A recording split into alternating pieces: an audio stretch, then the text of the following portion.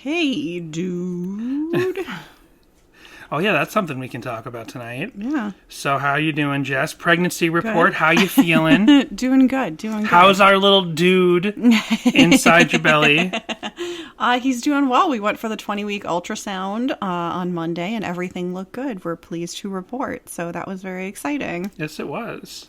I had been anxious, as you get. Mm-hmm. And so it was very nice to see him moving around there, and here's a little heartbeat. And they should just, have a thing where, you go in every week and, yep, the baby's there. They're okay. Because, 2 weeks ago, we were 2 weeks out from the ultrasound we just did, and Jessica's like, I haven't felt him kick yet. Everything said you're supposed to feel the baby kick around this time. I haven't felt the baby kick.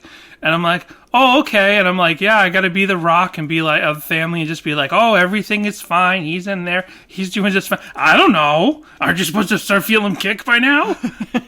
Well, he's there and he's very healthy. Yep. It's amazing all the things they can find and he's kicking and now. tell you with the ultrasound nowadays. Yep. And the creepy little 3D rendering that they give you. So, anyway, yeah, we're talking about we're still in the cold open, but whatever. I don't know. I am work really, really is way too difficult. It's way more difficult than it needs to be. I just feel like complaining on the podcast. Oh, but no. I guess I won't. Everybody just turns off immediately. It's just so overwhelming, and it doesn't have to be this overwhelming. And everyone I work with is very nice, but it's just the job itself is so unnecessarily complicated. But whatever. That's neither here nor there. I'm a full-grown dude because I am working my butt off and I'm incredibly exhausted. And last night I came home. We were like, we're going to start recording. I'm just going to lay down, close my eyes, get a little rest, and then we'll start recording. And then I woke up. It was 11 p.m. It wasn't quite, but he fell asleep on the couch and then eventually moved into the bedroom. Yeah, it's been a rough week, so I don't know. How's everyone doing? We'll just cut to the song. We're doing a Matt Thiessen and the Earthquake song this week. It's called Dude, and it sounds like this. Should've known by now, should've grown into a full-size dude.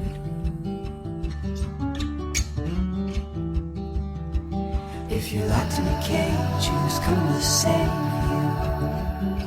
Hello, everyone, and welcome to Sadie Hawkins Pod. So, I came home. I love the energy. So I came home in a bad mood from work tonight, and Jessica was in a good mood. And I'm like, no, I know you're in a bad mood, and I did not take it out on Jessica, but Jessica's an empath. She can tell I'm worn out. She can tell I'm strung out on stress. She's like, so she starts feeling it. And I'm like, I didn't want you to feel my anxiety, my being worn out. I'm so sorry. So then it's well, time to get pepped up and get ready to record the episode. So I put on the song, and of course the song is not exactly the peppiest thing. It's a beautiful song. It's a very nice song, but I put the song on. It's atmospheric. It's very pretty. I put the song on, and it's playing playing like this. Jessica's like, can you turn this off? It's bumming me out. And it's not a bummer song. It's just I had bummed out Jessica, and then the sounds of melodic folk, melodic slow, indie folk pop really made Jessica feel glum. And I'm I'm sorry. And then she was like, and I was listening to this song earlier today, and I was like, I really like this. Is a nice song. But then my mood ruined her enjoyment of the song. I think my exact words were, Danny, turn off this downer ass music.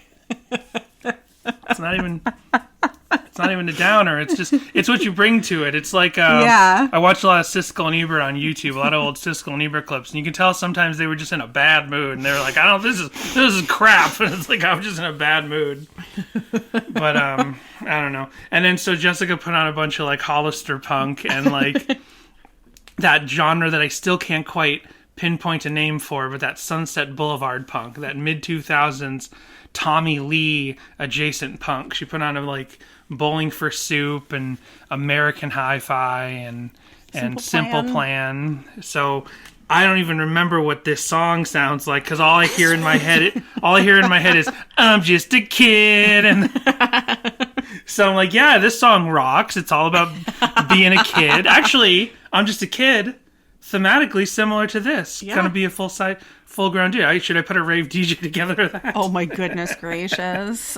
Maybe save all of our ears. Do we have any top of the show business? We do.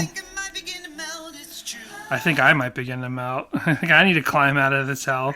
So we do. We have a lot of voicemails. Now you have 2 weeks in between episodes now to send us voicemails, and some people answered the call. So we got a lot of voicemails, so let's start getting into them. Here's the first one. You know who didn't answer the call? Us, because it went to voicemail. That's true. That's about the Ghostbusters. But that's true. We didn't answer the call. It goes straight to voicemail when you call 402-95-SADIE. Here is the first voicemail from Logan. Hi there, this is Logan, and I'm calling Sadie Hawkins Pod because I started listening when I was 4. I was born in 2003. You started listening to our podcast when you were 4? What does that make you now? 6 or 7? No, I mean, we've been doing this podcast for 20 years, so clearly you started listening to Reliant K. But it was just funny, the sentence structure. It was like, you've been listening to us since you were 4, because I listened to a lot of podcasts that have been around for 10 years, and they're like, people are calling up and saying, we've been listening to you since I was in middle school.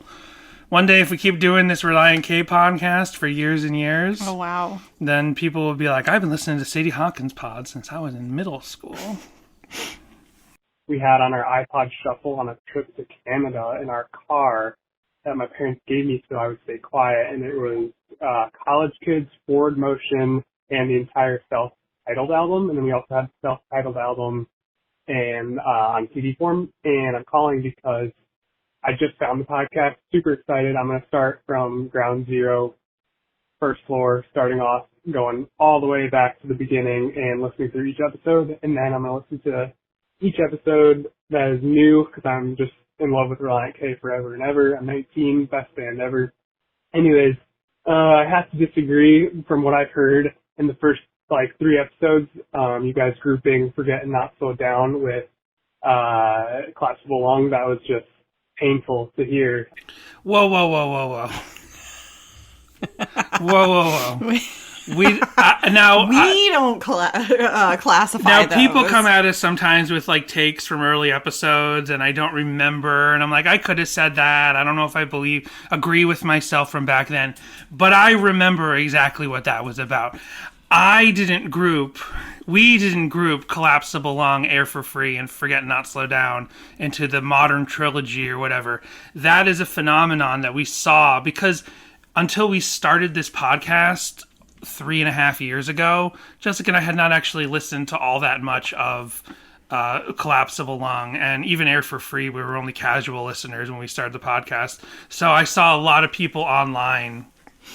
And by a lot of people, if it's 2 people, that's still a lot of people. That's too many. So a lot of people refer to the 3 modern albums as a trilogy, and lots of think pieces and blog posts about how they are specifically a continuing story. And I think as Logan listens through the episodes, he'll hear us talk more and more about, Collapsible Lung and different opinions on, how the lyrical themes of that match as a sequel to Forget Not Slow Down. If you don't agree with any of this, I'm not saying that this is or isn't what I believe. I just know that this is part of discourse in the fan community. I feel like that discourse, though, has dissipated from the fan community, and I wonder if we're any part of that.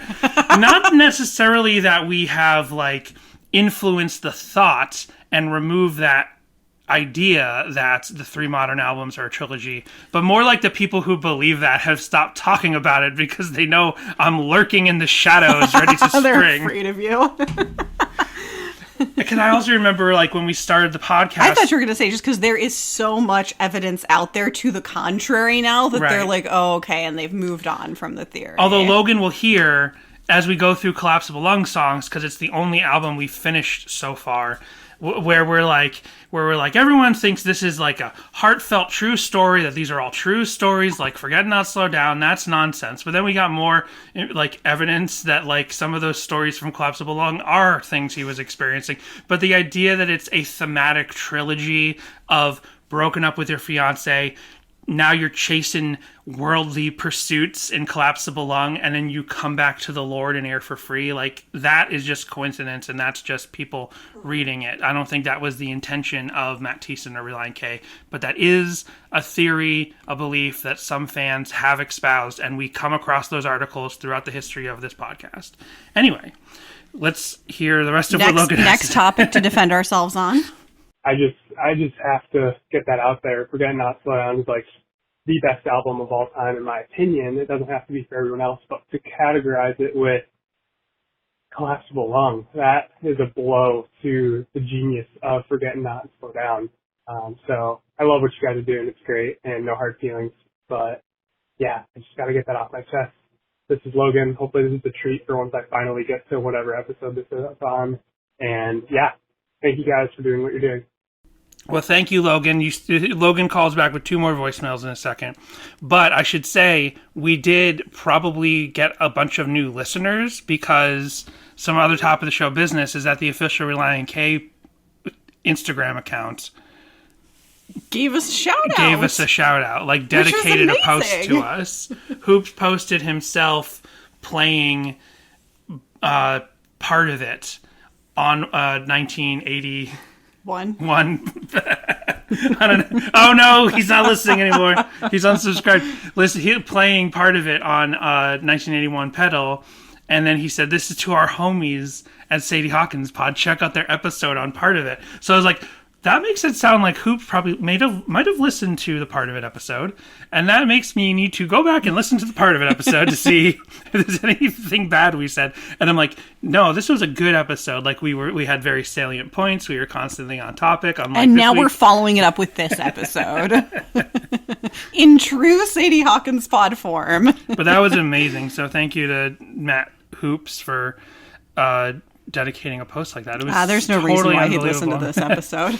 And on Twitter, we were the only tweet on Relient K's Twitter timeline that mentioned that they're at Furnace Fest, because he retweeted our talking about them being at Furnace Fest. Oh, that's so funny. Like, they made posts on their Instagram directly saying we'll be at Furnace Fest, but if you go to Relient K's timeline on Twitter, you'll see we're the only mention from our retweet. I'm like, so Sadie Hawkins Pod, the news you can use for Relient K. And I guess that's another little thing, is that they're doing Furnace Fest in September in Alabama. It's a 3-day weekend festival. We didn't do a whole special episode on it like we did for When We Were Young, but When We Were Young had so much confusion around it that we had to do that special episode for that announcement. Furnace Fest is a more established, believed in festival, and it's kind of like the heir apparent to Cornerstone, because a lot of like the big Christian alternative rock, underground rock bands will play at it, but it's not a Christian specific festival. It's just like they book a lot of the Christian bands along with other like hardcore metal bands, and there's other outliers like the Insiders are playing. There's gonna be ska bands. Five Iron Frenzy played last year. Relient K's playing, and I think they're like second or third build down for the night that MXPX is headlining. So that's cool. People are asking, are you going? And some people may or may not have known that we're having a baby. So I'm like, no, we're probably not going to fly to Alabama when the baby's only a couple months old. Yeah. Although your parents live in Florida, which I know is not close. I understand the East Coast, but I'm just saying. Especially because they're in South Florida. We go to Florida. You and the baby stay in Florida. And then I drive up to Alabama. We'll be probably in Florida for Christmas time, which is only a few months later when the baby is only a few months older. So let's take it one flight at a time. And let's take it one voicemail at a time as Logan calls back. You see that segue? It's a good segue. The best part of a segue is when you point out that you made a good segue. Okay, this is Logan again claiming that I need to give evidence and proof why Forget Not Slow Down cannot be categorized as Collapsible Lung, because I just tried again to listen to Collapsible Lung. And I'll admit, the intro track is good, the Cop in My Rearview Mirror song is very fun and vibey, but Forget Not Slow Down is just so much better, and here are some reasons why. First off, amazing breakup song. I dated a girl for a year and a half recently, and if you listen to Forget Not Slow Down backwards, it's kind of like sad towards the end of the album, and then as you get further on, listening to it backwards, you get on to You Don't Need a Soul, Forgetting Not Slowed Down, and all these songs about moving on. And it's just, listen to it backwards if you're going through a breakup. It's amazing. No other album can do that for you. That's a very interesting experiment. I like that idea, putting a backwards playlist together for the album. I guess you would have to, like, you don't want to listen to If You Want It and This Is the End backwards, do you? You probably want to group those two together. Probably want to like group all the interstitial, outro, cut tracks together and do a playlist in that direction. But that is a very interesting idea. I like that. If Relient K ever did a Forget Not Slow Down tour, that would be a really great way to do it. Actually play the album backwards. I mean, they already do we figured it out with Flare and Outro that they do those outros ahead of the main song. So they have some precedent for doing that. And they're playing it backwards. They should have The Wizard of Oz playing on the screen behind them. That's my claim. And Classical Lung is just electronic garbage compared to the masterpiece of Forget Not Slow Down. And yeah, sorry, there's so much more I can say about it. I used to ride my moped to my ice cream shop job, and because I rode the moped on the back roads, I couldn't take the highway. It took 30 minutes, and I could listen to the first 6 tracks of Forget Not Slow Down through that breakup ice cream shop drive on my moped. Someone needs to try that other than me. It's just an amazing experience. That's why this album is the best. Also, I'm moving to California in May, driving from Michigan, and I will be listening to so many of these episodes. I've been telling too many people about how good of a podcast this is with the best band out there. So thank you guys again. Sorry I'm filling your voice box. I just, gotta get that off my chest. No, we appreciate it. Thank you, and good luck with your move. So, but again, I don't know that we were ever the biggest Collapsible Lung apologists. Although, it will come out as you go through more Collapsible Lung songs that, I'm like giving the album more leeway because Jessica's already annoyed every time we have to do a Collapsible Lung song. So I'm like, it's not good for just both of us to totally rip apart the Collapsible Lung. So this is a good time to mention a project that is kind of in the works behind the scenes, but now I'm ready to open it up to anyone who's willing to participate. This is a real thing that we're really doing. We're trying to put together a 10th anniversary Collapsible Lung fan tribute. And I've already reached out to some of our listeners who have contributed covers before or who I know have recorded covers for other things before. And if I forgot to reach out to you and we know you're a musician, I'm very, very sorry. There's just a couple of DMs that I thought to send out right away. And if I forgot about you, I really am sorry. But we're opening the floor now. And I'm completely serious. This is the 10th anniversary of Collapsible Lung. It is Relient K's most divisive album. Some people, such as Logan, flat out hate it. I completely understand. We have been completely there, going through all the songs on Collapsible Lung throughout this podcast. But I think it would be a very, very interesting fan project to have a bunch of covers in a tribute album format to Collapsible Lung for the 10th anniversary, because it's the last thing anyone would think to do. Okay? So that just kind of makes it fun. It is both ironic and sincere. It can be both of those things at the same time. Just like Collapsible Lung can be enjoyable but bad at the same time. It can be multiple things. And I think it would be really fun to recontextualize a lot of those songs, because I think our number one takeaway by the time we finished Collapsible Lung is like, they're all Matt Thiessen songs. Like, even though they have a lot of co-writers and stuff like that, at the very least, every song has the bones of Matt Thiessen's songwriting. Like, they're all interesting melodies. A lot of the songs, if you squint your ears, so to speak, you could imagine some songs like being moved to Forget Not Slow Down or to Air for Free, and people wouldn't be as mad about it and everything. So I just think it would be really interesting to recontextualize these ideas. So the plan is to have at least one cover for every song. We have about half of the album attributed to people who said they're going to cover it, but I'm not turning down duplicates. I'm not turning down anyone who wants to get excited about it, doing a certain cover. You can completely transform it. You can do a shitpost thing. You can do a completely sincere cover. You could just do the song the way it is on the album, but with your own production decisions. If you listen to Collapsible Lung and you think, well, that song was good, but the production decisions they made back in 2012 when they recorded it before it was released in 2013, I don't like those production decisions. Here's how I would have done it. Do it that way. And I won't reject any duplicates. And at the very least, like, I don't know if we'll do like a bonus CD of the duplicates or just make them bonus tracks after the main sequence of the tribute album. But that's the plan. So reach out by DMs. DM's probably better than email. I'm very bad with the email. So reach out by DM on Twitter or Instagram if you're interested in contributing a cover to this project. And we're hoping to have it out in time for the 10th anniversary of the album. That's the plan. I'm already working on the cover, the artwork. So we have one more voicemail from Logan. I thought you meant you were working on your own cover, Danny. Well, I thought about it, but I'm just not music. Like, it would be so much work. Should we do like a weird, like Loungelier style one, the two of us? Yeah, I guess, but it's like the least instrumentation. We have a keyboard. Like, we could do a shitpost style one, and where we don't have to worry about the music. The music, us recording the music is the biggest problem, because I'm not musically talented. I'm definitely not, like, I can play some guitar chords and I can play some ukulele chords, but it's not enough to put most songs together, and I don't know how to record these things. We'll see what we can do. Okay, last voicemail, I promised. I listened, this is Logan again, I listened to the part of it episode, and I think you guys really did it justice.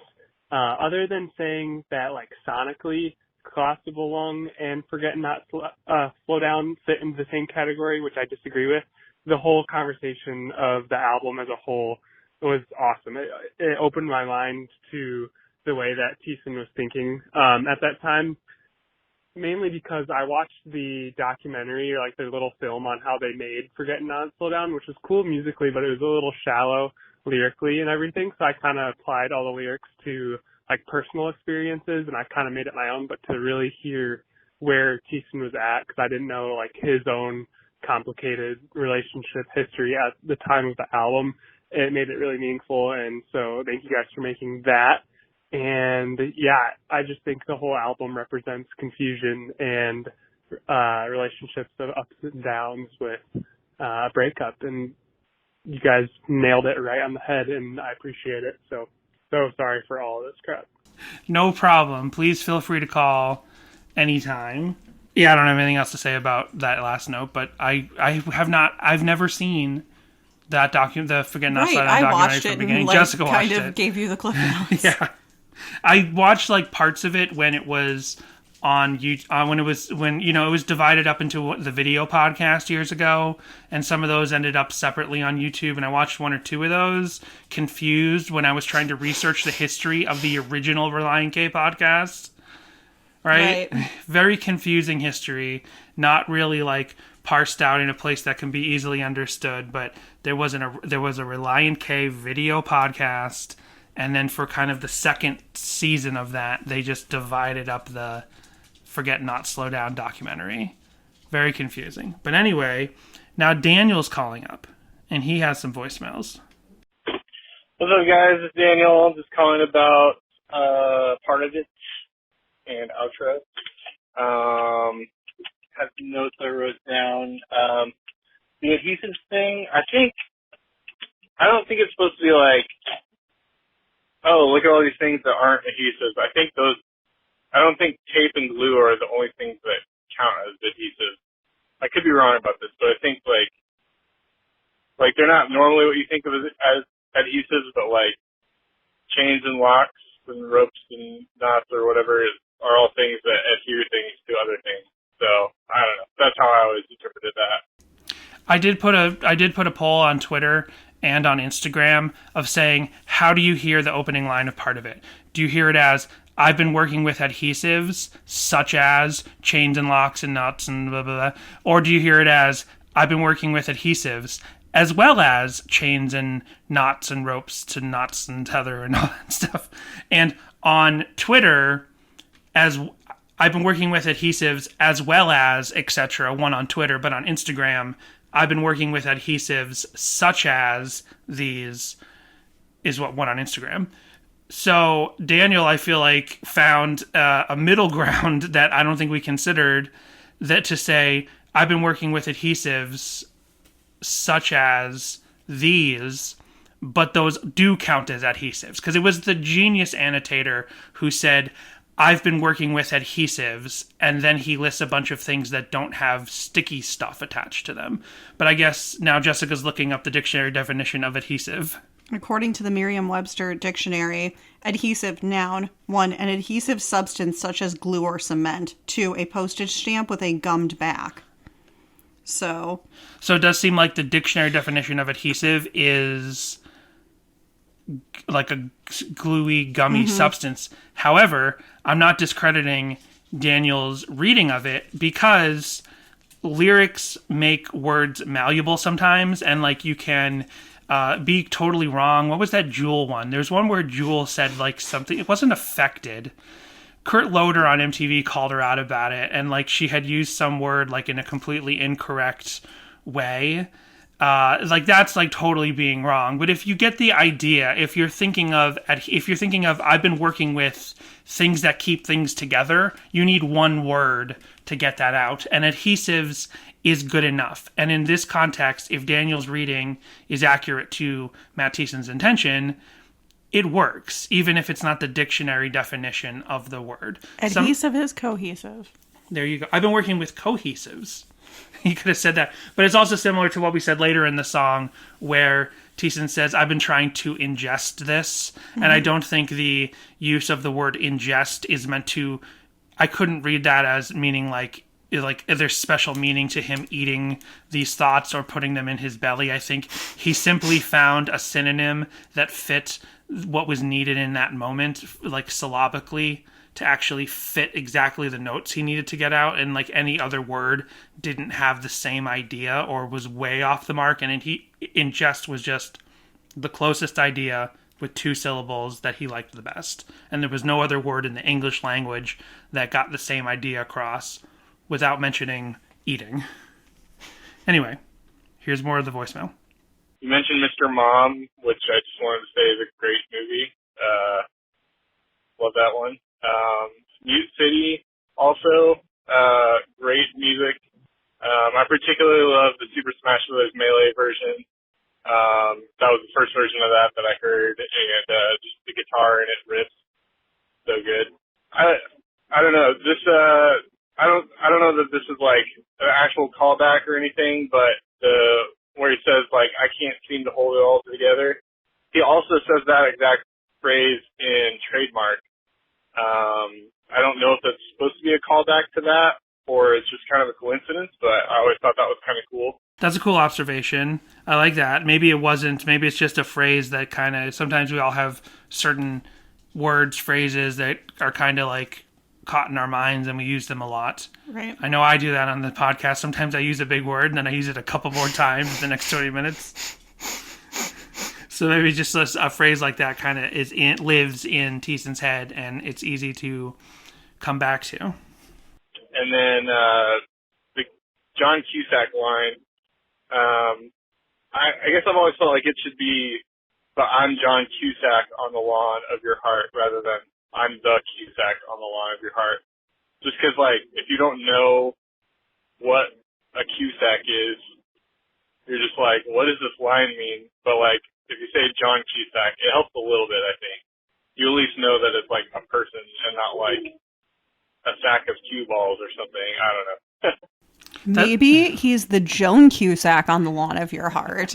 Maybe he's leaving it open to interpretation. That's funny that he said Cusack, because I've thought of that and I forgot to mention it in the episode. I even went to OpenAI to WALL-E 2 or DALL-E 2, and I tried to make a Q-stack on the lawn of a heart, and it had no idea what I was talking about. This AI isn't so advanced. Right. They can't come up with anything that's in your imagination. It would make like a heart on a lawn and then some cue balls around it. I'm like, not really close. Close, but no cigar. And then other than that, I just really love this song. I think this is maybe the song that kind of really helped unlock this album for me in terms of like musically, like where it sits in their discography, and like I think I've come to realize that like a lot of the kind of, particularly the guitar parts in this song, are really things that would come to the forefront of quote unquote pop punk, really more like the sad boy stuff over the next like 5 to 10 years after that. Just going from more like the previous decade where it's just like kind of straight power chords to like using some open strings in there. It's hard to explain, but like I just feel like they're a little bit ahead of the time, or maybe like reading what was coming and we're on top of it. So I think that's pretty cool. Yeah, it's funny because part of it is kind of a quintessential song to that album. It's almost a mission statement. It's almost like a little bit of a heart to the album. I don't mean, well, heart implies a lot of things. It's kind of a core to the album. It's kind of a mission statement. It's kind of it's hard to say that it's any of those specific things I just said because it is a complex album, but it's a quintessential song from the album. But yet they didn't play it live a lot, as we discovered. And then, and I think that one line about the perspective is a lovely hand to hold is bigger than the song itself. So I think, like, part of it, and there weren't a lot of covers, and there were no fan videos, so it's somehow a sleeper hit. I guess that's the term. It's a sleeper hit. It's like a hit, but people didn't like immediately to latch onto it, but the people who latched onto it immediately are like really, really latched onto it and are kind of growing the fandom around this song. I feel like it's a Relient K song that's time is due. Like when they start playing again, they need to make this a live staple. It's never been a live staple, and I'm hoping that at least since we got it in Matt Hoops' head, hopefully they'll start to give this song some more attention. You just spam social media so much he couldn't ignore us anymore. Hey, it's Daniel again. Just calling back to kind of expand on the last thing I said, because I don't think I said it in a way that makes a lot of sense. But so yeah, this song is kind of what unlocked for me the album in terms of like where it sits within like kind of pop punk history, I guess. Because, like, at first when I got it, I was like, okay, they're not punk at all anymore. Like, there's nothing on this album. Like, it's all just kind of this alt-rock, whatever. But I think once I really kind of saw it from the right angle, particularly with this song, like, that helped me see it in the other songs. But, before this album, they're using... like in the guitar parts especially, it's a lot more just like straight up power chords where it's just like the root and the fifth and maybe an octave on top of that. And then maybe there's like a lead, with another guitar or something. But with this song, you can really hear it that they're playing like rhythmically a lot of the things that you would play in a normal like pop punk setting, but chord wise, now you're getting a lot of kind of higher drone notes in there. Like most of the like main riff of this song is like the high E and B strings are just like open. Who's this Daryl calling with all of this? Do you remember 2 weeks ago, Daryl? That's Daryl? Right. Yes. Took me a minute. I was too distracted by you playing with the bootleg Game Boy my mom got you like 5 Christmases ago. The voicemails are great because they give me time to get a little bit of work done. I'm playing with a little bootleg, like 401 game where most of the games are like Mario 14. Like there was no Mario 14. But I work better. I listen better when I'm being handsy with something. Handsy isn't the right word when I'm preoccupying my hands. Not much better. And I feel like that's something you start to hear, in this era, like 2009, and going on with like the kind of sad boy pop punk bands, like, whoever that is, like maybe the Menzingers or something like that. Like, I feel like this. You know where the Menzingers got their name? Where? They didn't have the name Menzingers yet, and they were touring in Australia, their guy in Australia is like, we'll go to KFC. We'll go to KFC. It's like they make a mean zinger. And then they're like, that's the name. That's the name of the band. Sure, whatever you say, Dan. It kind of is right at the forefront of that era, and those kinds of guitar tones and techniques and stuff like that. A little more emo leaning, I guess, is one way of putting it.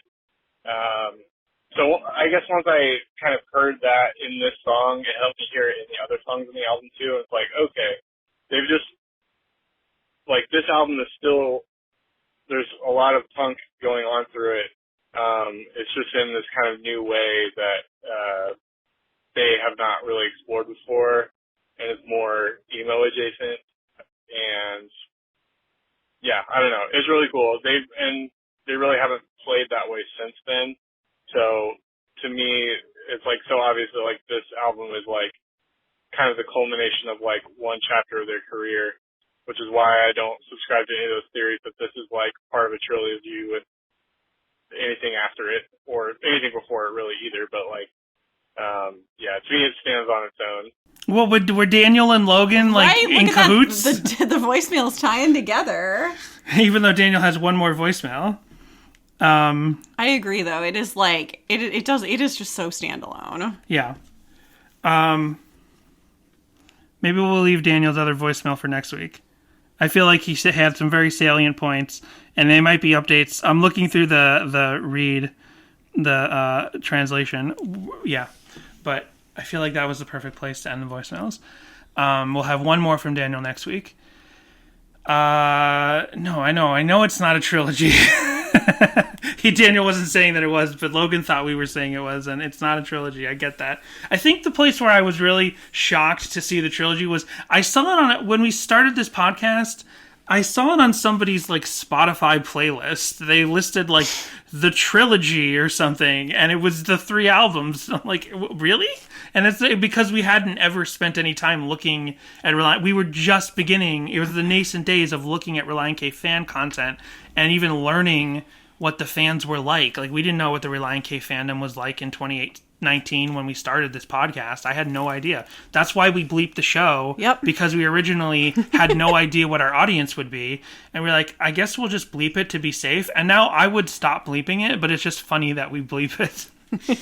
And, you know, also obviously over time, we've felt more political, and we've talked on topics like being woke-ass Christians or whatever, and talked about things like similar touring with them, and a certain sect of their fans were upset about that, and, like, I'm not trying to take the piss, I'm just being myself, so some people will listen to us, and then they'll just stop listening to us, and I'm like, I'm sorry, but I have people who are very conservative that I still love and care about, and I don't just cut them out of my life. So, you know, I'm just saying, you know, at the very least, I'm saying swears are cool. Jesus doesn't care if you swear. That's right. And if you'd like to hear the swears, you can go over to Sadie Hawkins Rod After Dark. I mean Patreon. Oh, that's and right. You can get them there. At the $10, at the top level. Is it really? It's top level. Why? Because we needed more things to offer the top level patrons. That's a very good point. So I offer the uncensored episodes when they are available. And I list out the timeline of where the swears are. So if you listened to it on this feed, and then you were like, oh, darn it, this episode's uncensored, you can go right to the swears and hear what it sounds like when Jessica says... Sadie Hawkins Rod After Dark. Yeah. Never mind. Well, anyway. So, speaking of swears... You know, when you grow into a full-size dude, you're allowed to swear anytime you want. Right. This week we're talking about Dude, the opening track from the Matthew Thiessen and the Earthquakes album, Wind Up Bird. From 2018. Robert Gay also sings on this track. Okay. Yeah. Bobby G, who we want to have on an episode, but we still have tons of songs. He's been on the podcast. That's right. No, that's right. He hasn't been on the podcast. As himself. No, Dermike has. His roommate, Dermike, was on the podcast for Seen and Heard. But then he turned up at the end for some reason. Oh, gotcha. Yeah. Well, sure, when you're roommates, you're hanging out in the same place. You just come by, say hey. When we first started doing Wind Up Bird songs as regular episodes, I reached out to Robert Gay and said, like, would you like to be on an episode for this? And we've been so busy. He gave me a list of the songs that he was like most kind of involved with, and we are saving those songs until we can have him on. This was probably one of those songs. It might have been, but there were other ones. Gotcha. And then when we wanted to do a Wind Up Bird song this week, I was like, let's just go back to Dude. Because we skipped this song and went straight to Man of Stone originally, because Man of Stone was the big single. Man of Stone's the second track. But when you listen to the album, I can kind of see how you don't, especially since this is like a folk pop, an indie folky pop type of album, you don't like start it off with a big, you don't start this album with the single. I totally get what the sequence of Dude into Man of Stone is, because Man of Stone is a bit more of a poppy song. It has some more pop structure, I guess. I don't know exactly if I'm saying this correctly, but it clearly has some more listener-friendly, approachable songwriting structure is found in Man of Stone. Whereas Dude is kind of just like a laid-back, like, vibe with some very abstract lyrics, some very weird lyrics at times. Like, I don't think that this is a kind of song that washes over you. The lyrics are a little, I'm not saying they're the weirdest thing in the world, but at their core, the lyrics are a little silly, a little weird, so I don't think that this song is a single. But as an album opener, it totally makes sense because it gets you into the vibe, and then you lead that into putting the single as the second track. So initially when we started talking about these songs, we skipped Dude because as a vibe, it didn't feel like the right way to start talking about these songs, but Man of Stone did. Now we're going back, talking about Dude, I'm kind of seeing it in that lens because the lyrics are a little abstract. It is just kind of like this, like, you're not quite sure, you know what he's saying, but you're not quite sure what he's saying, and he's saying it in such a strange way, like, turn it up, this one's for the boys, don't turn it up, this one's for the boys, like, that's so odd and strange, and it's funny, and it's very Matt Thiessen, but it's almost like too Matt Thiessen, in a way that, like, some people just might be not turned off, but some people might not find this song immediately approachable, except as just like a coffee shop vibe. Right. It does have very, like, Air for Free vibes musically, though. Not lyrically, because even though this album came after Air for Free, where Thiessen finally outgrew the shadow of Peter Pan to be a man, here he is, still not yet a full-size dude. I think, though, this I just think this, and I have no proof to it, and if Matt Thiessen ever came out and said that this was not true, that's fine. But I just feel like this could have been a song, this may have been a song that was kind of like written during Air for Free. Sure. Because most bands, when they have albums, I think, or even earlier, because we know Matt Thiessen and the Earthquakes has been a thing. Right, Matt Thiessen and the Earthquakes, since, like, the beginning of Relient K. Matt Thiessen and the Earthquakes was a thing forever, and I've hypothesized about what it was originally intended to be, but I think by the time it was finally able to crystallize into an album, finally, it's because Relient K had been going nonstop from 2000 until 2017 when the Switchfoot tour ended. So they finally all took a break for the first time in 17 years, so he was able to concentrate on doing an Earthquakes full-length album. I think, and I've talked about it throughout the history of this podcast, I don't think, since Matt Thiessen is the primary songwriter of Relient K and Matt Thiessen and the Earthquakes, and he's just a prolific songwriter, I don't think that there's necessarily a baked-in line to a songwriter like Matt Thiessen of, I'm going to sit, sometimes he might do this, but I don't think he sits down and says, I'm going to write a song. He's not saying, got to write a song for the project. Absolutely, of course, that does happen. But since he's such a prolific songwriter, he just sits down and writes a song. And when the song is over, the song probably speaks to him of, this works for Relient K, or this works for the Earthquakes, or this works for Relient K and the Earthquakes, or, oh, I should put this in a drawer because I know I'm working with so-and-so in a couple of months for that project. Maybe this will be for them. Or I'll just put this in a drawer and who knows what I'll do with it.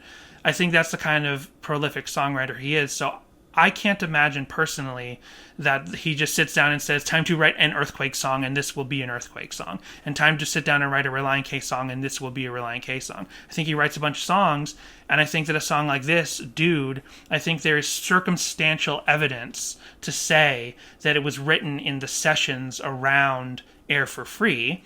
And you just said musically it kind of feels very Air for Free. It has a single word title, like a bunch of the songs on Air for Free. It fits that motif. Man, cat, God, dude. Like, it fits that motif. And the theme is kind of in line with some of the themes found on Air for Free. So I think it's possible that this song was actually written and could have been on Air for Free. The production would have been totally different if it was on Air for Free, because the production here is so indie folk pop down to its core. All the reverb, all the echoes, the melodic singing in the background by Robert Gay, and like the trumpet and all this stuff. If it had been redone for Air for Free, Hoops would have been involved, and it would have had like a little bit, it would have more rock. Like, there's no rock in this song as we hear it on the Earthquakes. Like, this Earthquakes album is not a rock album at all, although early material by the Earthquakes was rock material. So that kind of shows how the concept of what is Earthquakes material itself is also malleable. That's my thought on what possibly is the origin of this song. And I think it's fun to open this album, the first like non-Relient K full-length album by Matt Thiessen ever, right? Mm-hmm. Yeah, he didn't have any other side projects that were fully his. That was a full album until this one. And to open it where possibly there is some of that retained DNA of the previous Relient K project, if I'm on the mark at all about the origin of this song, but to have the production completely washed of any remnants of Relient K rock. It's totally rock-free, but the melody clearly is Matt Thiessen that you know of from Relient K. Yeah, because he's produced other like artists' albums and written on other artists' albums, but not one where like he's never done a separate project where he's like the principal songwriter as well as musician, etc. Right. And also, the fact that we're doing these songs as individual episodes is something we didn't think about for years into the podcast. And that's because as we were doing this podcast, we were starting to find that connective tissue between certain albums and certain songs. I mean, Daniel on that voicemail just found some amazing connective tissue between Trademark and Part of It. Like, we see this narrative of what piece of Matt Thiessen's life he's expressing through his music, and so you kind of get a narrative, almost like a long novel or like a long TV show or a series of books. Like, you start to get a narrative, even though it's not really Matt Thiessen, it's just this one particular piece of himself he puts in each song. You start to hear and see that narrative as we were going song by song back and forth across the timeline. So then I started to realize, and it's from something that Josh McTerrigan told us, I started to realize, oh, there's more of that narrative, more of that continuity that we're missing by not diving into the Wind Up Bird songs. And it's right here. He's like, I'm not grown up yet. I'm trying to be, I thought by this age, I would be a full-size dude. I would be a grown-up. He's saying this in a very immature way. Because what is it? A child, like an 80s child, especially him, he grew up in the 80s, in love with the 80s. Like, when I grow up, I'm going to be a dude. I'm going to be like a WWF wrestler. How do I get muscles like you guys? I love that commercial. What's that called? So people can go see it. Mr. Wonderful is in it for the Hulk Hogan training program or something like that. I don't know. We've played it so many times now. There's too many, like you guys. Hold on. There's too many things. How do I get muscles like you guys? Just gives you like a muscle. What was it called? The Hulk Hogan training commercial. There it is. Hulk Hogan's Hulkamania workout set. Go to YouTube and type in Hulk Hogan's Hulkamania workout set. Danny loves the opening. Mr. Wonderful! I love this commercial. because it's just this. A wrestler just like breaks through the like drywall and is just like, oh, with his like arms up in the most like, I'm a muscle man. This way. is what I imagine Matt Thiessen must have looked like when he was a little kid.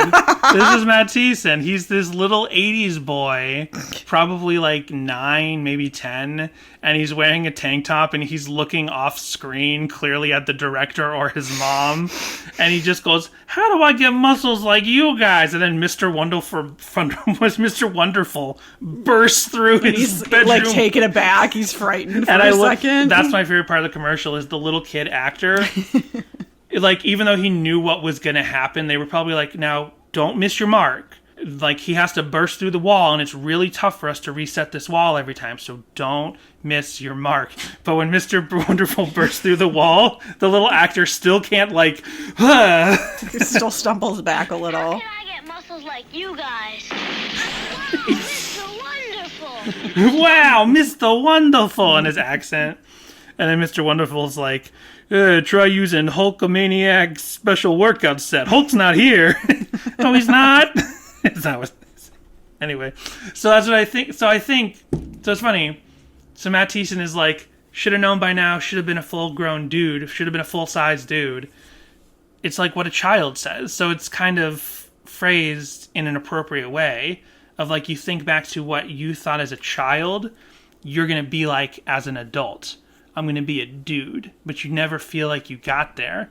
Or your concept, it's more like, yeah, this is more like the concept of like how your framework for what it means to be an adult changes as you get older. And then you look back at your childhood at what you thought you'd be and as what it would mean to be an adult, and you didn't get there. But it's not like you just didn't achieve it. It's not like you just fell short. It's not something like generational, like I didn't get to where the generations before me thought I should be. It's more like emotionally, I never got to that point of I was a kid looking at adults thinking they're so cool they can go to movies on school nights. Like, I never got to that point where as I grew, the actual act of growing took away that wonder of me becoming an adult. So he's trying to, I think that's what he's doing. He's kind of rephrasing, recontextualizing, relensing his view of adulthood through his memory of what he thought being an adult meant when he was a kid. And that really fits along with a lot of the Air for Free material, and even a little bit of the Collapsible Lung material, you know, that classic trilogy, and Forget Not Slow Down. And this is a theme that he's been thinking about and dealing with, and he's talked about on the Yeah tour, like his codependency and stuff. He talked about in a couple of different live YouTube videos, and one night we were at one of them in Boston, and like, you know, dealing with, you know, really trying to work on his emotion, work on his self, and wonder, you know, am I where I'm supposed to be developmentally? To actually sit and think about that. Yeah, and it's all in there. It's all in Man. It's all in the... No, not Man, sorry. Is it Man? What's the one? Outgrow the Shadow of Peter Pan. It is Man. It rhymes. Pan and Man rhyme. So, yeah, it's all in there. It's all the same thing. Right? Very well said. Yeah, what do you think of this song? What do you think of not turning it up? What do you think of a song telling you, don't turn this one up? This one's for the boys. Yeah, I don't know what any of that means. I think it's just silly and goofy and fun. It seems silly, and it seems like silly. He's just inverting the trope of, you know, I think there could be some meaning behind it. I'm thinking of a couple of things. First thing is, Matt Thiessen and the Earthquakes, finally, after over 18 years of waiting, they release a full-length album. And it is completely not a rock album. And the Earthquakes were a rock band. When you listen to the My Other Band CD, when you consider that certain songs like Faking My Own Suicide and Jefferson Airplane and something else started as Earthquake songs, they were a rock band. I Hate Christmas Parties? I Hate Christmas Parties. That actually was an Earthquake song that just kind of got... Those are all kind of slower numbers as well. They are, but they have like some rock bones. And so now the Earthquakes have finally, after 18 years, solidified into a full-fledged album project, and it's completely devoid of rock. So to open the album with don't turn this up. It's almost a statement of saying, here's the first Matt Thiessen and the Earthquakes album. It took me 18 years, and by the time it finally came out, there's no rock and roll on this album. There's no heavy guitar. There's no semblance of even soft rock. This is a folk album the whole way through, or a folk indie pop album the whole way through. Whatever, I don't know what genre technically. You know what I'm saying. It's not a rock album, not even a soft rock album. And so don't turn it up. He's taking that trope of like, yeah, you better turn this like Rage Against the Machine, better turn the bass up on this one, or whatever. Like, lots of rock bands say, turn this one up, turn the radio up, turn this up. He's like, no, turn this one down. This is going to be different. And he says, this one's for the boys. That means a couple things there. You say, this one's for the boys, right? Like, that's a trope. That's a tropish saying. Like, hey, this one's for my boys. Mm-hmm. This one's for all the people, you know, whether you mean, like, the fans who have been following me, or, you know, my posse by my side, the boys. But the song is about maturity, or that lack thereof. So to say, this one's for the boys, what does he mean there? Does he mean, this one, don't turn this up, this one's for all of us male people who feel like we're stuck in an arrested development and we haven't matured like we thought we were going to? Is he actually saying, this one's for people like me, the boys, the people who are stuck in their boyhood? But I'm not allowed to feel that way. You're allowed to feel that way. Of course. I don't think it's a gender-lined thing. He's just inverted. He's just taking the trope of, this one's for the boys, this one's for my boys, but it's a double meaning of, this one's for the people like me who feel they're stuck as a boy or a girl. But he can't, like, bring the song to a halt and be like, this one's for the children, this one's for the kids, because then that totally changes it. He has to say boys, because he's making a statement off of something here. He's inverting a silly little idea off of rock music and rap music. No, I get what you're saying. I think that's great. Yeah, you definitely thought way more into this song than I did. I'm thinking all of these things off the top of my head right now, right off the dome. Well, while you continue to think about that, we're going to go ahead and take our break. Thank you so much for listening to Sadie Hawkins Pod. New episodes are released every other week, but you don't have to wait that long to hear more from us. You can join patreon.com/Sadie Hawkins Pod to listen to our bonus episodes every alternate week. When you sign up, you'll get access to years of backlog episodes, including our discussions of the songs from Relient K is for Karaoke, every chapter of the book, The Complex Infrastructure, known as The Female Mind, as well as other projects and features from members of Relient K. You'll also have access to live streams of us watching fan content on YouTube and many other topics. When you sign up, you'll receive a welcome letter with guitar picks and stickers, and by making a lifetime contribution of $60, you'll be eligible to earn a special Patreon-exclusive shirt. You'll also get thanked on every episode, like our current patrons, who include Charity, Samantha H. number 1, Samantha H. number 2, Matthew, Bjorn, Emily, Isaac, Kindle, Joshua, Daniel, Jay, Michael, Jimmy Eat Pod, This Might Be a Podcast, Tucker, and Brady. Even if you don't want to sign up for the Patreon, you can still join the conversation by contacting us with your thoughts on this episode, your corrections, and your Relient K memories at our voicemail line, 402-95-SADIE, or by sending an email to sadiehawkinspod@gmail.com. You can also visit our socials, Instagram, Twitter, and TikTok, which are all at Sadie Hawkins Pod, where you can see the visuals we discuss on the podcast each week. And on Facebook, search for Sadie Hawkins Group to discuss our show and Relient K. There aren't a lot of guarantees in life, but I can guarantee one thing. It's very hard to think of what to say at the end of these ad reads. True. So, one thing that's fun about this song, and, you know, I really got to listen to more of the, what the hell are these things? Oh, no. Oh, yeah, that's right. I was getting the lyrics ready, so I typed in Dude Earthquakes, and you get this guy called Earthquake Dude on TikTok, who just comments about earthquakes. Because I also saw him on YouTube, and he's just called Earthquake Dude, and he just likes to comment on earthquakes. What is this? Oh yeah, Earthquake the Comedian. Oh yeah, I remember Earthquake the Comedian. He's in the most unfortunate scene of Clerks 2, Earthquake's a very funny African-American comedian. I was a fan of him. I've never seen him live. I haven't seen a lot of comedians live, but they used to play him on Sirius XM on the stand-up comedy channels a lot, so I became a fan of him. And then he turned up in Clerks 2 in the scene where they talk about the name of the cat. Gotcha. Him and Wanda Sykes are the African American people who are upset at what they're talking about. I'm not going to say what it is. I don't feel like I need to, but you can go look up Earthquake Clerks 2 and see what I'm talking about. Anyway, I forgot about Earthquake the comedian. Do you think that when Matt Thiessen named the band Matt Thiessen and the Earthquakes, he was inspired by the comedian named Earthquake? Absolutely. Well, anyway, so what I was about to say before I got sidetracked by Earthquake Dude and Earthquake the comedian was that since this is like a folky album, and especially on this song, as I was listening to it with big headphones, you hear that slide of the fingers across the fretboard.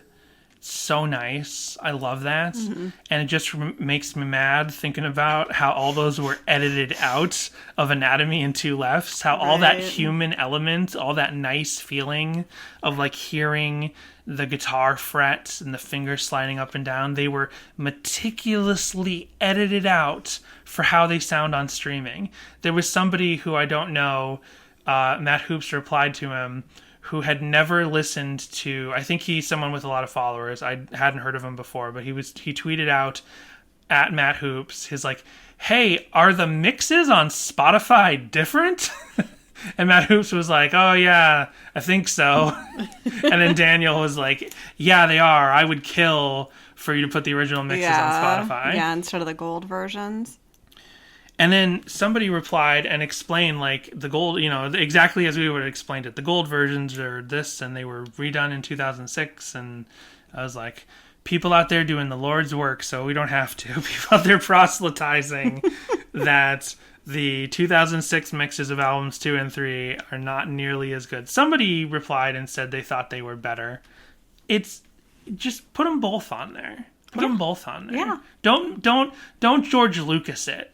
Right, Don't George Lucas it. That's the really strange part. You know the other band that's done this exact same thing? Megadeth. It's true. Relient K, do you want to be considered like George Lucas or Dave Mustaine, the worst aspects of those two creators, where you wipe out the original vision? Be a Steven Spielberg. Danny, is that the worst part of Dave Mustaine? Let's stop. Let's analyze what you just said for a second. But be a Ridley Scott or a Steven Spielberg, where you tool around with all the the versions, but you make all the versions available on home media. Even though you can't see any previous version of Blade Runner in the theater, Ridley Scott will not allow them to play in repertory theaters. You can still get the original versions on home media. And Steven Spielberg specifically, I think it's even if you go and see E.T. on streaming now, it's the original cut. You can't even, I think you have to do the work to find the early 2000s redone cut of E.T. with the digital effects added and stuff like that. So come on, and it's also like the way that Relient K was sneaky about it on streaming, and they're like, there's no, even sneaky about it when the CDs were released. The fact that like you buy the gold edition, and yes, some of them have the slip covers, but some of them it just looks like a copy of Anatomy of the Tongue-in-Cheek, looks exactly the same, but you open it up and this color's a little bit different and that color's a little bit different, and you open up a copy of Two Lefts and it's just the blue truck cover. Oh, but the snake is missing. It's so sly. Mm-hmm. Like the way they replace the gold mixes. Like, just say it. Just 2006 mix. Anyway, the Beatles do it. They're like you go on Spotify for the Beatles, and there's like 5 different mixes of every album. And the modern mixes are actually better, especially when you have earbuds in. It's like painful to listen to the original 60s mix of some of the stereo versions of, the mono, they intended for the mono versions, but it's like you listen to the stereo mix of some of the later Beatles albums on earbuds, and it's painful because like the mixes are like moving around your head in really like nonsensical ways. Come on, Goatee. Let's get the original songs back, mixes back on Let's there. get the original mixes and the gold mixes. Yeah. Put them both there. Cut out the you hidden. don't want to lose your song counts. That's cool. Cut out the hidden tracks because then you'll get more. Boy. No, Danny. It's all part of the same thing. I know, but it's going too far. But one step at a time. Baby steps, Dan. Baby They'll steps. get more song counts for the last songs on the albums if they cut the hidden tracks out. That sounds like more work for them instead of just being like, why, yes, here is our media. Put this on the thing. Good point. And with that, we're going to take our break. We already took our break. Okay, when I type in Dude Earthquake lyrics, it's not enough. I'm going to have to type in Thiessen. Did you have the lyrics? Like there I are. do have the lyrics. Yeah, it's on Genius. Okay, so let's go through the lyrics. Are there any annotations? No, it just says, like, in bold is when Thiessen and Robert Gay are both singing versus the rest of the time when it's just Thiessen. This one's... Oh, you want to read through it? Oh, whatever. Okay. This one's for the boy. Well, this one's for the boys, so I better read it. You're right. This one's for the boys. Don't turn it up. Don't turn it up. Turn it up. Don't turn it up. This one's for the boys. Don't turn it up. I prefer Reliant K over Matt Thiessen and the Earthquakes because even though there's mood rings, it's still less sexist. Oh, and Vanessa. I forgot. You know what? Never mind. Chorus. Shoulda known by now. Shoulda grown into a full-size dude. If you're locked in a cage, who's coming to save you? Makes sense. Just kind of an abstract mood piece. Just kind of getting the ideas out there. This one's for myself. I'm on the brink. I need some help. I need to see somebody else. I need to find someone to tell this to. Is he talking about psychiatric or counseling care there? I hope he is. I think that's the way to go. Now, we had our episode about... Therapy? We took... there was therapy, and then we took prescription drugs. Look what good that did. Oh, yeah. We had our whole episode about that, and some of the stigma that it feels like has been boosted by Thiessen of, like, go the natural route with your depression, and don't necessarily take prescription drugs, and we rubbed up against that. We did not agree. I think the stigma against prescription drugs to help you with things like anxiety and worse conditions like real bipolar and like real psychiatric problems, like there should not be this stigma on medication. But I don't think Thiessen has ever said publicly, I'm against psychiatric care or counseling. But it's still good to say, like, I need someone to talk to. It's still good to hear that. Because there are people out there, there are now all these commercials for BetterHelp and stuff. BetterHealth or whatever is it? BetterHelp. BetterHelp. Like, there is stigma against even getting a psychiatrist, which is like the bare minimum that you should be doing. Like, sometimes you do need medication just to take some edge off to, like, help. Like, sometimes it's literally a physical thing in your brain that prescription drugs, well-attributed prescribed prescription drugs will help you with. But at the very least, get someone to talk to. Talk. It always helps. And it's great that a lot of advertising nowadays is kind of removing the stigma for that. Because it is, whatever. Anyway, should have known by now, should have grown into a full-size dude. If you're locked in a cage, who's coming to save you? Mental health is very important, is what Danny's trying to say. Yes, mental health. That's the phrase. I don't know how you found the strength to let me figure it out. Should have known by now. Should have never had a doubt. Should have never had a doubt. So another little abstract moment, kind of alluding to something. I don't know how you found the strength to let me figure it out. I don't think he's talking about God there. Could be. But I think he's probably just talking about, like, people in his life who have had to deal with all the ebbs and flows of his ability to have interpersonal relationships. We know that this is a fact because it is constantly in his lyrics for 18 years at this point. To say, like, interpersonal relationships are hard, and he doesn't just mean with girls. So to say to some of the people in his life, I don't know how you have the strength to help me figure this out. Like, you've been maybe this is what he's saying. You've been putting up with me for a long time, and you showed a lot of strength while you helped let me find and figure out what I need to figure out. Ellie Schmidley also sings on this, which I forgot to note That's earlier. right. She also sings on a lot of the other tracks on here as well.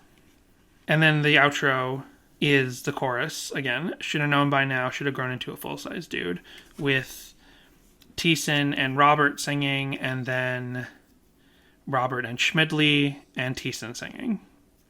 Different melodic in and out of the three of them, all kind of winding their way through the harmonies. Much like a bird.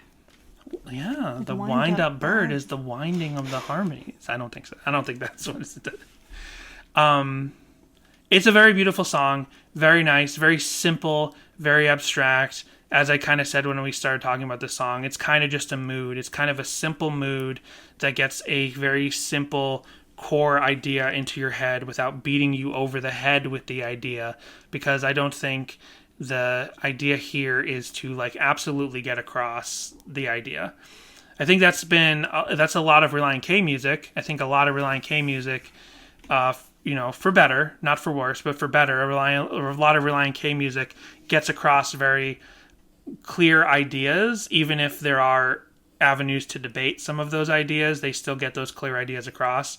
I think the music here is more abstract, and it kind of gives you a tone. It kind of gives you a general emotion, and it gives you a broad idea of what he's talking about. And even as I tried to zero in on ideas looking at these lyrics specifically, I'm not standing by any one specific interpretation that I have. I think that this is deliberately intended to be as wide open as possible. Unlike some other Relient K music, which, I harp on, I only see it this way, and this way is correct.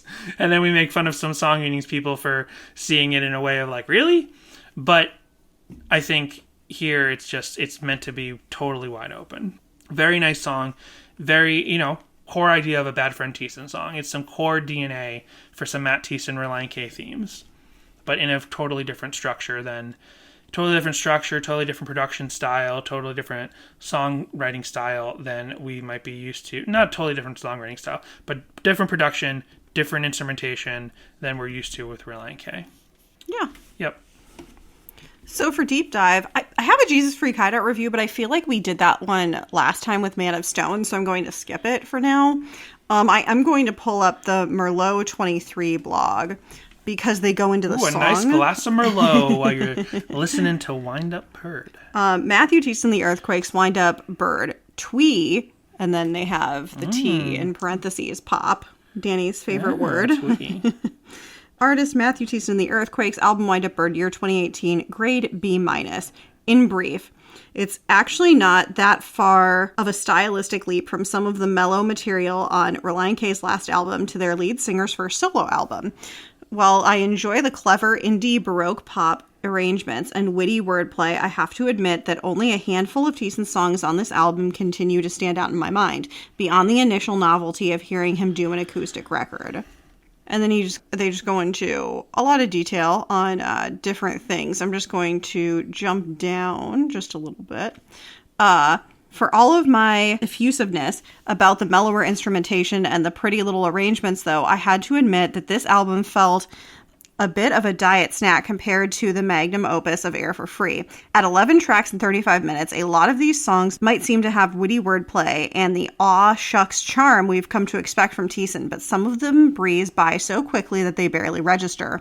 My level of interest waxes and wanes rather profoundly over the course of this brief little album, peaking when the vocals of Thiessen and his frequently employed backing vocalists Ellie Schmidley and Robert Gay dovetail beautifully with a light but catchy beat. Drums on this album are played by Darren King of former Mute Math fame, if you can believe it, and just the right mix of auxiliary instrumentation to turn an otherwise bare-bones song into a brief burst of a kaleidoscope of color.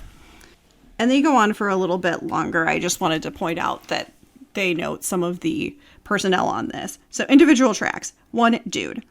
I find the whole gimmick of starting a record off at a conspicuously low volume, then suddenly blasting the listener with a sudden burst of energy at full volume to be cliched and irritating, especially when the lyrics are during the quiet part. But Thiessen pulls that off with clever self-awareness in the opening verse of this song that I have to admit to I am amused. This one's for the boys / don't turn it up, don't turn it up. See, he's advising us not to turn the volume dials because the problem will sort itself out soon enough. Well, I thought it was funny, at least. It helps that attaining full volume after a verse or so of this doesn't suddenly assault the listener with a wall of sound. This one's mostly just a bit of nimble acoustic guitar picking and some light backing vocals that gradually help it to reach a modest crescendo. And the song is more than just a cutesy gimmick. As much of a throwaway as you might expect a song called Dude to be, there's some underlying insecurity apparent in the lyrics, which express a feeling of being locked in a cage and needing help, perhaps due to feeling like he hasn't attained true adulthood after all this time. It's a comparable feeling to the one he expresses in Relient K's Man, though that song was more resolved to just wake up and get it done anyway. Whereas this song seems a little bit more like the result of unfiltered nervousness and self-doubt. I chuckle at the wink and nudge here, but I also feel some of his pain. Grade B+. Then we have 2 TikToks. Oh, wow. Which I'm realizing now I need to send to you since I have the app. I'm not afraid of the Chinese tracking me. I got logged out of my my tweet talk because I haven't used it in too long. I'm not super on the social medias, so I was like, when a new one came out, I was like, oh, I don't really need to hop on board this one. I think I'm good. Okay, here we go. Oh, they're both like children, or well, no, one's a child, one might be adult, but with a beauty filter that makes them look very young. So here's the first one. This is like a child. This is. This one's for myself. I need some help. I need to see somebody else. I need to find someone to tell this. This is uploaded by JATYM1234. Uploaded in October 2020, and it's just a child in like a thatched, like a tin roofed hut in another country. And the child is using the braces filter, so it looks like they have braces on their teeth. That's funny. And it's just this kid. It's just this kid with a Beatles haircut. Well, that's because they heard that when you grow up into a full-size dude, they get braces just like you, Danny. Oh, yeah. The kid already has very nice teeth, though. And then here's another one. Okay, well, I'm going to look at it first before I show it to you. So this is by PUANG 53_63, and this is just a lady laying in bed putting a like an evil witch filter, like a Maleficent filter on their face. So they have burning red eyes and black horns, and it opens with a burst of feathers out of their face. But she's just laying there in bed looking at the camera and just picked this song. Interesting. So I was startled slightly by the feathers burst. I wonder if this is one of those things where I wonder if they are even Matt Thiessen or Relient K or Earthquakes fans, or if they just were like, I don't know what song to put on this. Let me think of a random word, dude, and then somehow they end up with this song. You know, the guy who Matt Farley, the guy who directed "Don't Let the River Beast Get You," right? You know, his whole thing, I don't think I talked about it here, but his whole thing is he's written tens of thousands of songs on Spotify, and he writes them really quick. They are all on a similar level as the River Beast Shuffle, or whatever that song's called, in Don't Let the River Beast Get You. But he writes thousands and thousands and thousands of songs on every possible thing, because it's all based on the algorithm of, like, when people get Spotify for the first time, who have never had Spotify, faced with the unfathomable concept of, like, I don't know what to type in right now, they just start typing in, like, dirty words like poop and stuff, like, just to see what comes up. And his songs come up because he's written songs about every person's name. He's written songs about poop. He's written songs about, I don't know, whatever, dishes. Some random person decides to type the word dishes. I literally just thought dishes because we're in the kitchen. So it could be a similar thing where people are just like, I don't know what to think. I don't know what to put in here. Dude. Interesting. And then they just end up with a song called Dude. Here's on my recommended, what's this called? My For You page. Piece of shit, asshole. Oh no, we have to bleep all of that, Danny. Piece of shit, asshole. This is by The Manny, Mannii, and it's a verified page, and it's just this person sitting at a computer, and it says, POV, me at work with every email. And so The Manny is just like looking at any email and going, what the fuck do you want?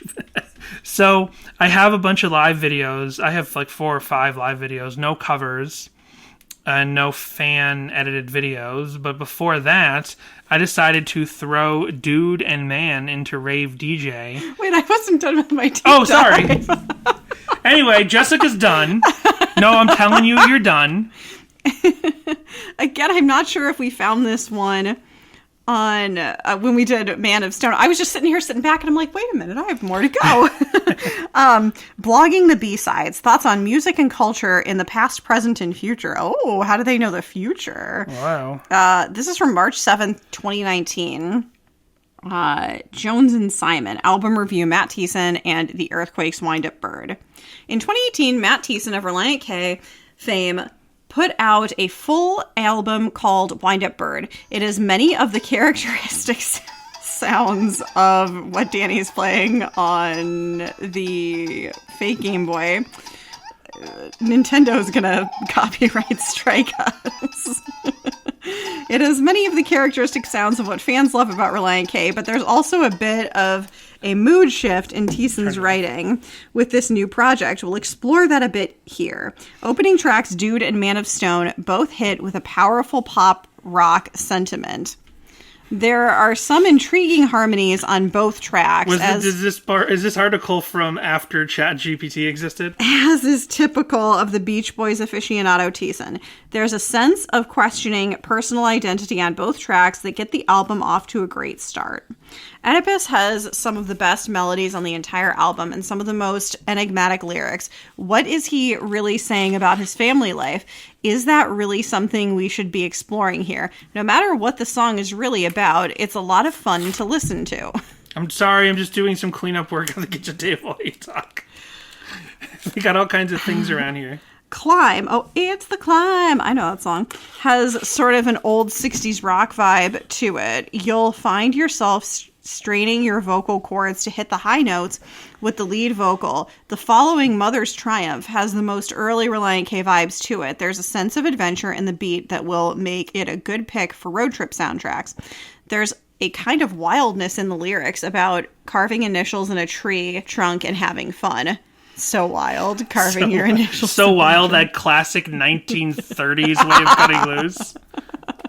Where are we, Tom Sawyer? It's a wild night of tying a yellow ribbon around the old oak tree. Whoa, kids, slow down. It captures a joyfulness that we don't hear in pop music. It's whimsy, perhaps. Higher power feels almost heretical in its opening lyric, but it's the most like Thiessen's work in production with other artists like Owl City. The rolling piano work on this one is absolutely incredible, and we'll keep listeners coming back to it for a long time. The connection between the piano and the vocal harmonies works really well. The title track, Wind Up Bird, has a sense of looking back on your life to reflect on its meaning. The instrumentation feels sparse compared to other compositions on the album, but it still works really well. The light vocal style on this one really feels good. It's easy to hear why it was chosen as the title track. It's soothing and a good time. This is an excellent album for fans of Thiessen's other work, The Beach Boys, or just a collection of pop rock that will make you feel all sorts of good inside. And then finally, we have mancrushes.com, the most handsome Canadian men. Matthew Thiessen ranks number 2,822nd among the most man-crushed upon celebrity men, and ranks 5,447th among all celebrities on the top celebrity crush list. He was named one of the most handsome amber-eyed men, the most handsome Canadian men by our Man Crush Monday bloggers. Just another Man Crush Monday. Matthew Thiessen is straight. He has blonde hair. Scroll down and check out his short and or medium blonde hairstyles and haircuts. Thank you, mancrushes.com. So what do you have for us this week, Dan? Well, I was saying so before I was so rudely interrupted. What I was saying was I put Dude and Man in Rave DJ, and I did not listen to it. So let's see how this turned out. I spent the last 6 years like Hoffman in a swimming pool, and I've been lost at sea inside a half that laid ahead of me. Is this just how it's going? Yes. Oh, okay. It's set up, Dude.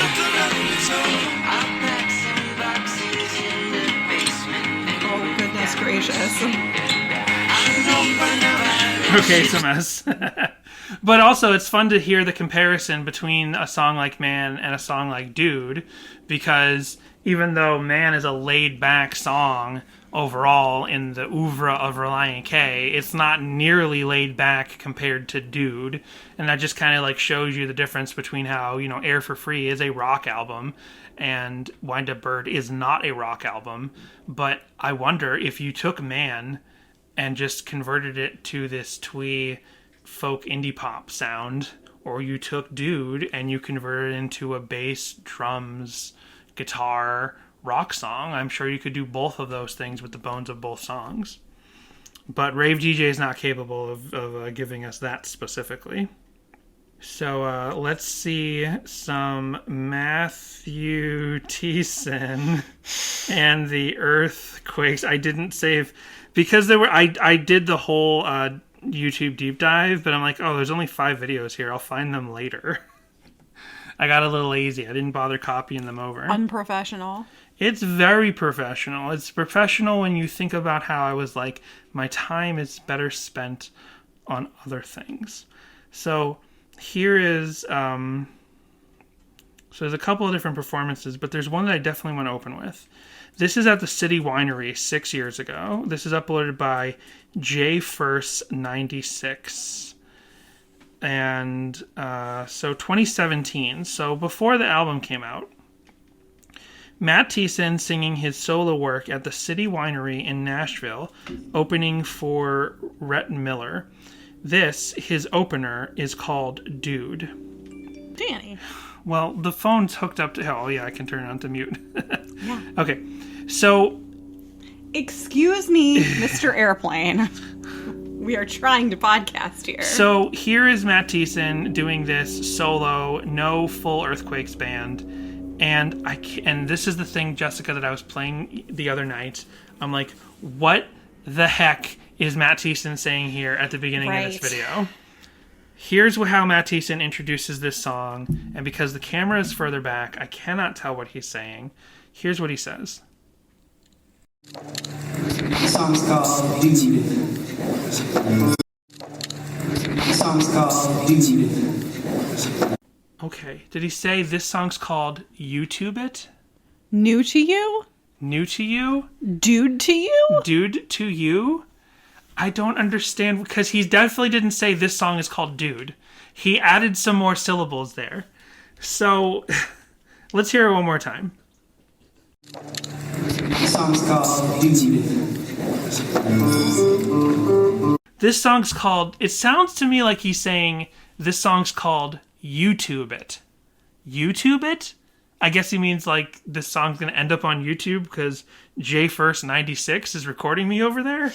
I don't know. He didn't say this song's called Dude. I mean, I wonder, what is he saying? I can't tell what he's saying.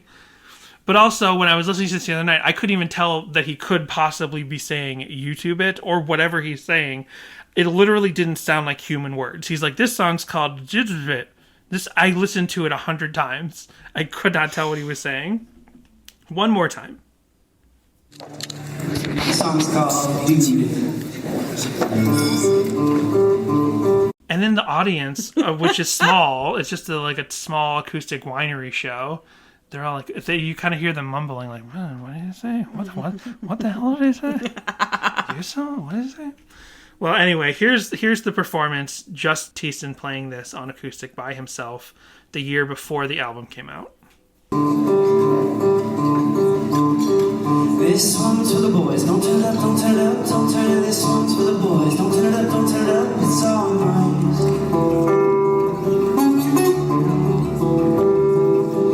This one's for the boys.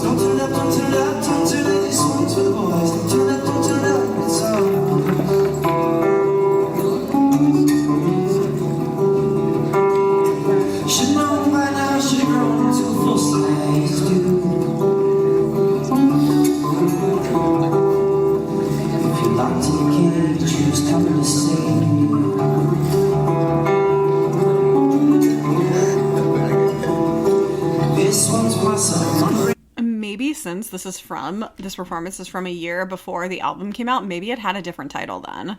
Yeah, but then Jay First knew to say this is called Dude, which makes me wonder if when it was uploaded on January 27th, 2017. So it's, I don't know when Wind Up Bird came out. I don't know the date, but that means it was like at least a full year, right? At least before the album comes out.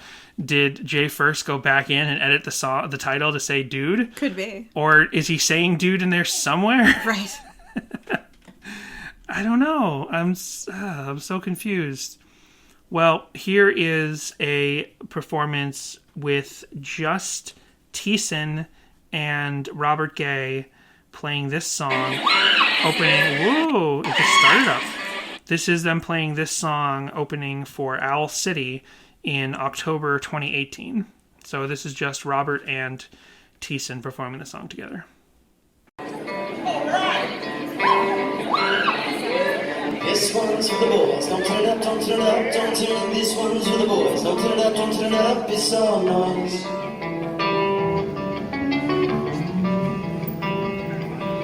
This one's for the boys. Don't turn it up, don't turn it up, don't turn it. This one's for the boys. Don't turn it up, don't turn it up. It's all noise.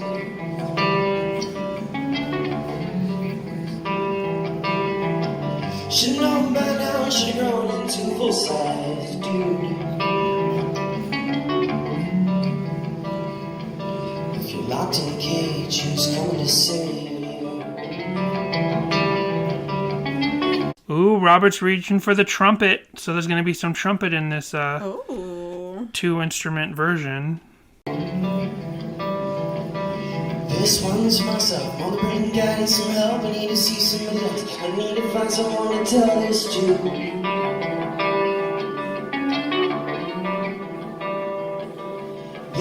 It's just a nice underneath, but it would have been funny if he was. If I was like, I didn't even hear it. So. Yeah. It's slowly building underneath, but it'd be funny if he just took it out. It was like do do do do do do do do do do. This one's for myself. On the brink, I need some help. I need to climb out of this hell. I think I might begin to melt. It's true.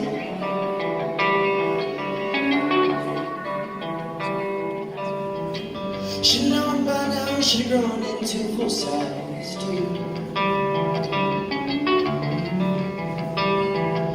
If you're locked in a cage, who's coming to save you?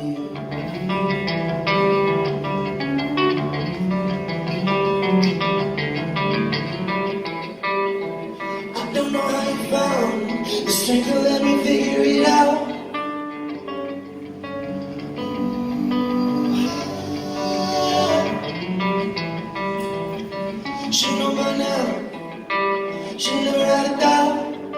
Very nice. Really lovely.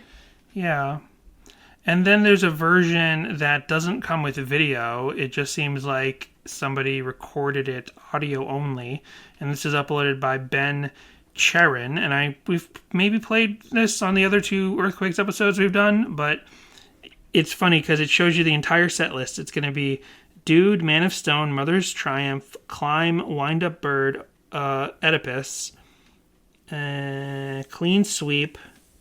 This is like a handwritten note, so it's tough to read. I'm Gonna Cry, Higher Power, Neighbor, and Forest. But the show opens with Dude. So yeah, the image is just like a picture of a handwritten set list. Mm-hmm. And like an arrow is going to move down as each song is played. Gotcha. And this is uploaded again by Ben Charon. So I didn't listen to this. I don't know how many instruments are involved. This is live at the Nashville Villager Tavern, July 29th, 2018.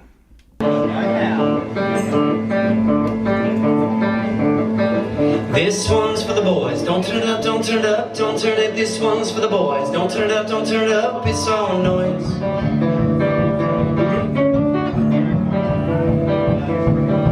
This one's for the boys. Don't turn it up, don't turn it up, don't turn it. This one's for the boys. Don't turn it up, don't turn it up. It's all noise.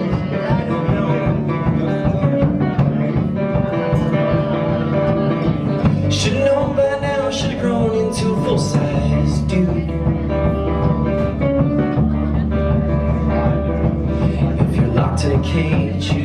save you.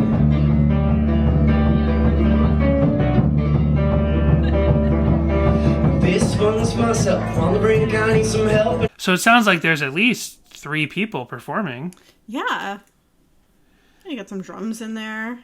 Yeah, it's very nice. I wish there was some more video of like a full band version, but I think that's all the live versions. While we were playing that cover, Jessica's like, I think we've only done 2 or am I calling you out here? I think it's funny.